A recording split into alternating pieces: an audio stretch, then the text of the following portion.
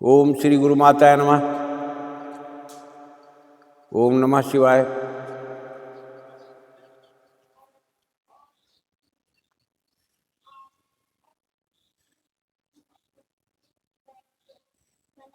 आज आप लोगों को स्वर्णाकर्षण भैरव की साधना मैं दे रहा हूँ। देखिए, मंत्र के विषय में आप लोग थोड़ा समझने का प्रयास करो। ये साधनाएं ऐसे ही सब सिद्ध नहीं होती। जिस तरह से आप अपने परिवार पर विश्वास करते हो, अपने घर के गार्जियन पर विश्वास करते हो, ठीक इसी तरह से शब्दों पर विश्वास करते हुए उस दैविक शक्ति पर विश्वास करो जो प्राकृतिक रूप से है।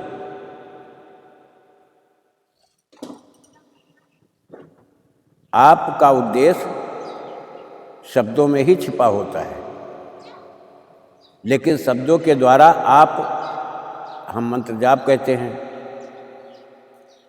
मतलब शब्दों के द्वारा अलौकिक शक्ति को संदेश देना,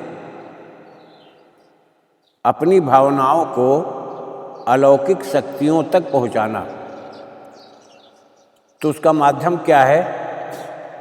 इन रहस्यों को समझने का जब प्रयास करोगे, जो मैं बता रहा हूं, तो आपकी सभी साधनाएं सफल होंगी। देखिए, आपके शरीर में प्राण है, तब तक आपकी वाणी, आपके शब्द निकलते हैं। और इनको जोड़ा किससे जाता है? मन से। मन तुम्हारा वाहक है। किसी दूसरे तक तुम्हारा संदेश ले जाने के लिए तुम्हारा मन ही वाहक है। अब तुम अधूरे पर लटके पड़े हो। जब तुम एक इमेज बनाना नहीं आता है तुम्हें, ये स्वर्णाकर्षण भैरव का मंत्र है, साधना है कुछ। तो पहले सोचिए, पहले आप शब्दों का रहस्य समझो, शब्दों की विशेषता को समझो, शब्दों में तुम्हारा प्रयोजन कहाँ छिपा हुआ है उसको समझो, और इस शब्दों में निहित शक्ति कौन है? वो है भैरव जी। तो केवल भैरव जी ही नहीं होते हैं, बाघ शक्ति भी है। जैसे ऐंग शब्द है, बाघ शक्ति भी है, बाघ बीज लगा हुआ है। ह्रीं शक्ति बीज है, ये दुर्गा जी का बीज कहा जाता है। भैरव जी हमेशा दुर्गा की संहिता में रहते हैं। तो इन रहस्यों को समझो। ऐसे साधारण मंत्र नहीं होते। और बाद में आप लोग करते क्या हो कि विश्वास भी खत्म, समय भी बर्बाद, नतीजा कुछ नहीं हाथ आया, फिर वही ढाक के 3 पात। तो इन रहस्यों को समझो, अपने को योजनाबद्ध तरीके से अपने शरीर को योजित करो। जैसे एक स्थान, एक समय, एक स्वर में, एक वातावरण में, एक छवि, एक आकृति, एक ध्यान, ये सब साधना के अंग होते हैं। मैं तुम्हें बारीक बारीक से बारीक चीज़ें समझा रहा हूँ। तुम्हें कोई चैनल वाला, उसकी विधाएं अलग हैं, कोई चैनल वाला किस ढंग से बताता है, ऐसा नहीं कि सब अज्ञानी, सभी लोग ज्ञानी। उन्होंने जिस रास्ते पर चल करके जो चीज़ हासिल की, वो उस साधन से बताता, उसकी वैसी साधना मार्ग है। हमारे साधना मार्ग बिल्कुल सरल हैं। मैं तामसिक प्रवृत्तियों से अलग रह करके तुमको प्रकृति से जोड़ता हूँ। और मंत्र से होता क्या है कि जब तुम्हारा मंत्र जागृत होने का एक लक्षण मिलता है, उद्देश्य, लक्षण उसका क्या है? केवल तुम्हारा उद्देश्य की प्राप्ति। जो उद्देश्य ले करके तुम साधना कर रहे हो, जिस देवता की साधना कर रहे हो, वह उद्देश्य जब तुम्हें पूर्ति के कगार पर लाकर खड़ा करेगा तब तुम्हें दिखाई देगा। और जब प्राप्ति हो जाए तब विश्वास करो। जब तुम्हारे उद्देश्य की प्राप्ति हो जाए तब उस पर विश्वास करो। लेकिन है क्या, जिस तरह से एक दिन में कोई, आज आप बीज बो करके चले आए हो, कल उसकी फसल तैयार करके नहीं काट पाओगे, समय लगता है। ठीक इसी तरह से प्रकृति ने अपने सिस्टम से, अपने नियम के मुताबिक हर चीज़ को ढाल रखा है। प्रत्येक प्रकृति के मुताबिक ही हर चीज़ चलती है। किसी पेड़ में एक साल क्यों लगता है? उसका समय आता है। जड़ों से वो ऑक्सीजन मिलता है उसको, पेड़ को। ऋतु आने पर नए पल्लव भी देता है, फिर फूल भी आते हैं, उसके बाद फल आते हैं। फल आने के बावजूद भी पकने में समय लगता है। ठीक साधना का सिद्धांत यही है। तुम जब शुरुआत करोगे तो जल्दबाजी की चक्रव्यूह में न पड़ो। जैसे एक त्रिकालदर्शी मेरे पास साधना है, पद्मावती की है। मंत्र छोटा सा है लेकिन समय बहुत लगता है। नियम कोई कठोर नहीं है,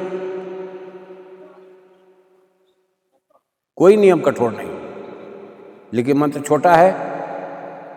अब उसमें कम से कम 2 साल की अवधि चाहिए।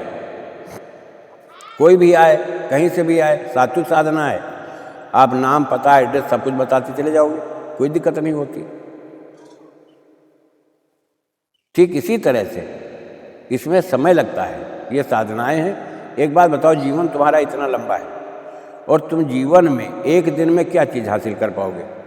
जीने की चाहत तुम्हारी हजारों वर्ष की है, लेकिन प्रकृति ने नियम एक बना रखा है कि इतने वर्ष तक ही तुम जी सकोगे। उससे तुम आयु बढ़ा सकते हो, तुम अगर वो उपाय करो तो। उपाय से सब कुछ संभव है।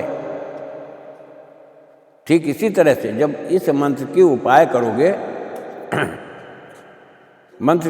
करोगे तो तुम्हें धीरे धीरे करके तुम्हें सब सरलता दिखाई देने लगेगी, बशर्ते तुम ध्यान से लगा करके उसी चीज में तुम टिक जाओ। और मैं आपको देखिए मंत्र बोले दे रहा हूँ, और इसके पूरे विधान जिस तरह से मैंने डिस्क्रिप्शन में दिया है, मंत्र भी आपको डिस्क्रिप्शन में भी मिल जाएगा, लेकिन फिर भी मैं बोले दे रहा हूँ। मंत्र इस तरह से है, ओम देखिए दीर्घ है, ध्यान रखना इस चीज का। ओम, उसके बाद उच्चारण करना शुरू करो मंत्र का। ओम दीर्घ है। इसको पल्लव भी कहते हैं, इसको आज बीज भी कहते हैं, इसको ओंकार बीज भी कहते हैं। इसकी कई रूपरेखाएं हैं, कई तरह से इसको पहचाना जाता है, जाना जाता है इसके भेद को। और ओम का रहस्य अभी तक नहीं मालूम, कितने मैंने संतों के मुख से सुना है, ओम को अभी तक कोई परिभाषित हमारी समझ में नहीं आया कि किसी ने शुद्धता के साथ किया हो। तो ठीक मैं इसी तरह से ओम का उच्चारण मैंने तुम्हें बता दिया कि इस तरह दीर्घ उच्चारण होता है इसका। इसके बाद ऐंग ह्रींग श्रींग आपद उद्धारणाय रांग ह्रींग ह्रूंग अजामिल बद्धाय लोकेश्वराय स्वराकर्षण भैरवाय मम दारिद्र्य विद्येषणाय महाभैरवाय नमः श्रींग ह्रींग ऐंग। ये मंत्र केवल इतना है। पूरा विधान मंत्र सहित मैंने डिस्क्रिप्शन में दे रखा है। आप लोग थोड़ा सा प्रयास करोगे, इससे होगा क्या? जब उस छवि पर पूरी तरह से आश्रित हो जाओगे, अपने हृदय की भावना भैरव जी के सामने ही प्रकट करोगे, तो तुम्हें सजीवता महसूस होने लगेगी और ऑटोमेटिक अपने आप धीरे धीरे तुम्हारे अंदर ऐसी प्रेरणा जागृत कर देंगे ये कि तुम ऐसे स्थान पर जाओगे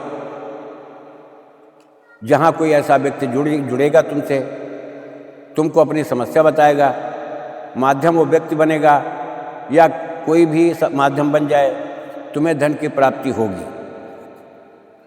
स्वर्णाकर्षण भैरव का मतलब ये होता है कि चाहे भूमि से प्राप्त हो जाए, चाहे पड़ा मिल जाए या किसी के द्वारा मिल जाए।